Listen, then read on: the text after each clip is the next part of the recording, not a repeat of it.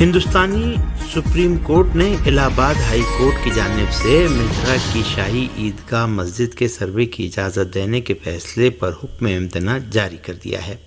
ہندوستانی میڈیا ذرائع کے مطابق اس ملک کی سپریم کورٹ نے جمعے کو اپنے ایک فیصلے میں متھرا کے کرشنا جنم بھومی مندر سے متصل شاہی عیدگاہ مسجد کمپلیکس کے عدالت کی نگرانی میں سروے کی اجازت دینے والے الہ آباد ہائی کورٹ کے فیصلے پر روک بڑھا دی ہے۔ بنگلہ دیشی طلبہ کی جانب سے ججوں کے خلاف احتجاج اور ان کے استعفے کے مطالبے کے بعد سپریم کورٹ کے چیف جسٹس عبید الحسن نے اپنے عہدے سے مستعفی ہونے کا فیصلہ کر لیا ہے۔ میڈیا ذرائع کے مطابق بنگلہ دیش کے چیف جسٹس کا کہنا ہے کہ وہ صدر شہاب الدین سے مشاورت کے بعد باضابطہ قدم اٹھائیں گے۔ بنگلہ دیش کے چیف جسٹس نے یہ فیصلہ مظاہرین طلبہ کے سپریم کورٹ کے محاصرے اور احتجاج کے بعد کیا ہے۔ اس سے قبل چیف جسٹس عبید الحسن نے سپریم کورٹ کے دونوں ڈویژنوں کے تمام ججوں کے ساتھ فل کورٹ میٹنگ طلب کی تھی، جس کے بعد صورتحال تیزی سے خراب ہونا شروع ہو گئی۔ تاہم کشیدگی بڑھنے پر فل کورٹ میٹنگ کو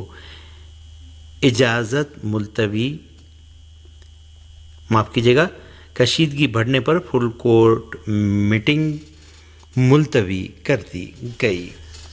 صہیونی فوج نے غزہ میں ایک بار پھر بربریت کا مظاہرہ کرتے ہوئے ایک اسکول کو نشانہ بنایا ہے، جس میں کم سے کم 100 فلسطینی شہید اور درجنوں زخمی ہو گئے ہیں۔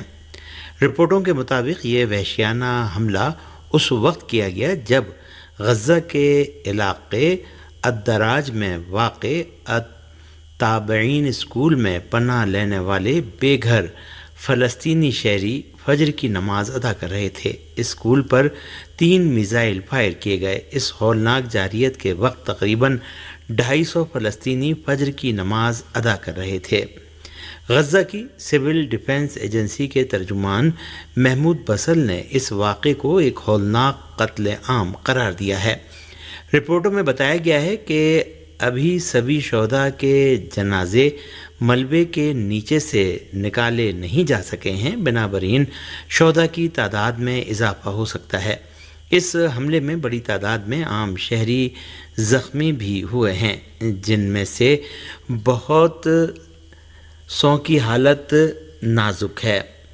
صہیونی حکومت نے ایک بار پھر دنیا والوں کی آنکھوں میں دھول جھونکنے اور اپنے حملے کا جواز پیش کرنے کے لیے کہا ہے کہ یہ اسکول حماس کا مرکز تھا۔ اس سے قبل بھی ہسپتالوں سمیت اسکولوں اور شہری تنصیبات پر حملے کے موقع پر بھی صہیونی حکومت نے ایسے ہی دعوے کیے تھے جو بعد میں جھوٹ ثابت ہوئے تھے۔ فلسطین کے انفارمیشن سینٹر نے اس وحشیانہ حملے کے لیے امریکہ کو ذمہ دار قرار دیا ہے۔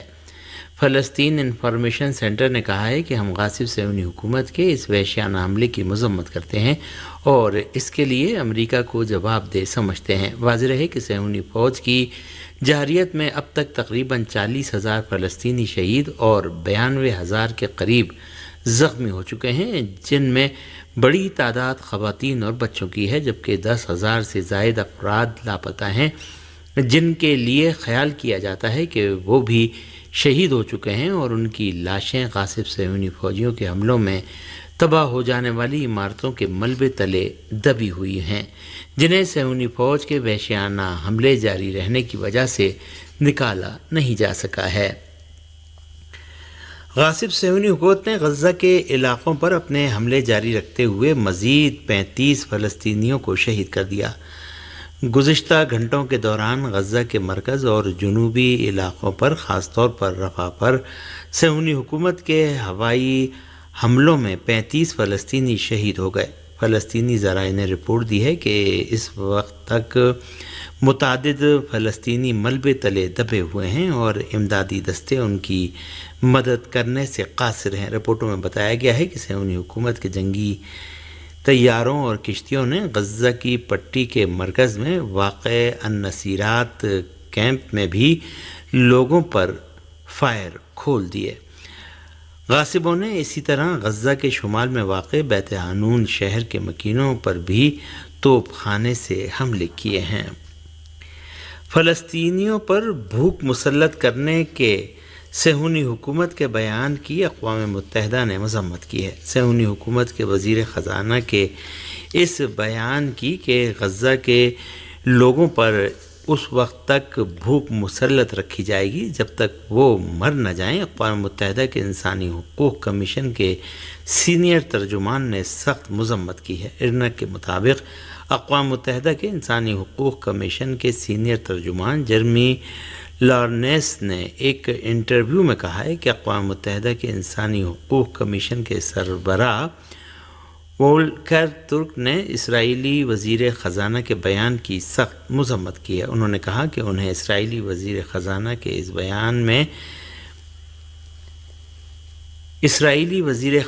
کے اس بیان سے زبردست شوق پہنچا ہے۔ غزہ کے 20 لاکھ فلسطینیوں کو اتنا بھوکا رکھا جائے کہ وہ مر جائیں۔ اقوام متحدہ کے انسانی حقوق کمیشن کے ترجمان نے کہا کہ عام شہریوں پر بھوک مسلط کرنا جنگی جرم ہے۔ یمنی افواج نے بحیرہ احمر میں صہیونیت مخالف کارروائیاں جاری رکھتے ہوئے ایک اور بحری جہاز پر حملہ کیا ہے۔ یمن کی مسلح افواج نے ایک برطانوی بحری جہاز پر میزائلوں اور ڈرون بوٹ سے حملہ کیا ہے۔ بعض رپورٹوں میں بتایا گیا ہے کہ یمن کی مسلح افواج نے اس برطانوی جہاز کے خلاف ڈرون بوٹ اور میزائلوں سے حملے جاری رکھے جو اس گزرگاہ سے جا رہے تھے۔ رپورٹوں میں بتایا گیا ہے کہ برطانیہ کا یہ تجارتی بحری جہاز المقمہ بندرگاہ سے 45 کلومیٹر کے فاصلے پر یمنی افواج کے 4 حملوں کا نشانہ بنا ہے۔ برطانوی اخبار فائنینشل ٹائمز نے اپنی ایک رپورٹ میں ایران اور استحکاماتی محاذ کے ممکنہ حملے کے مقابلے میں اسرائیل کے ڈیفنس سسٹم کو کمزور قرار دیا ہے۔ فائنینشل ٹائمز نے اپنی رپورٹ میں ایران کے مقابلے میں اسرائیلی حکومت کے آئرن ڈوم اور دیگر ڈیفنس سسٹم کو ناقص قرار دیا ہے۔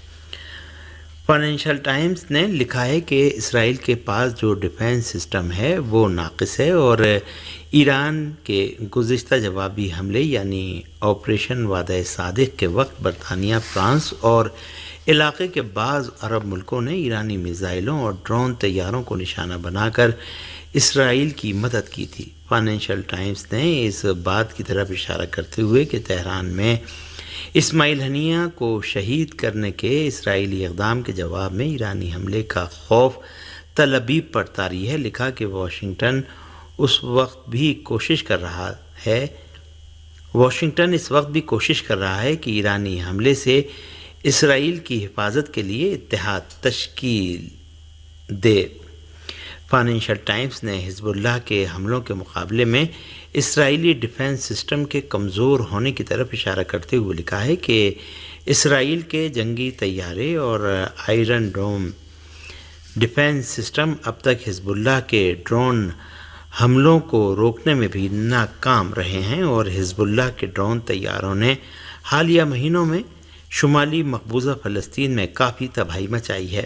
فائنینشل ٹائمز نے مقبوضہ فلسطین کے مرکز میں حساس فوجی مراکز کی فلم بنانے میں حزب اللہ کے ڈرون طیاروں کی کامیابی کا ذکر کرتے ہوئے لکھا ہے کہ مختلف مواضعوں پر ایران اور اس کے اتحادیوں کی جانب سے ایک ساتھ وسیع حملہ اسرائیل کے ڈیفنس سسٹم کے لیے بہت بڑا چیلنج ہوگا۔ امریکی اخبار واشنگٹن پوسٹ نے بھی ایران کے آپریشن وعدہ صادق کے وقت ایران کے ڈرون طیاروں اور میزائلوں کو راستے میں ہی نشانہ بنانے میں صہیونی حکومت کے ساتھ علاقے کے بعض ملکوں کے تعاون کا ذکر کرتے ہوئے لکھا ہے کہ اس وقت اسرائیل زیادہ الگ تھلگ ہو چکا ہے اور فوجی مبصرین سمجھتے ہیں کہ اسرائیل ایران کے حملوں کے مقابلے میں زیادہ کمزور ہے۔ واشنگٹن پوسٹ نے غزہ میں صہیونی حکومت کے وحشیانہ جرائم پر خطے کے ملکوں کے عوام کی برہمی کی طرف اشارہ کرتے ہوئے لکھا ہے کہ علاقے کے ممالک غزہ میں انسانی جانوں کے بہت زیادہ نقصان پر اپنے عوام کی برہمی اور ایران کی انتقامی کارروائیوں کے خوف سے تہران تل ابیب تصادم سے خود کو الگ تھلگ رکھنا چاہتے ہیں۔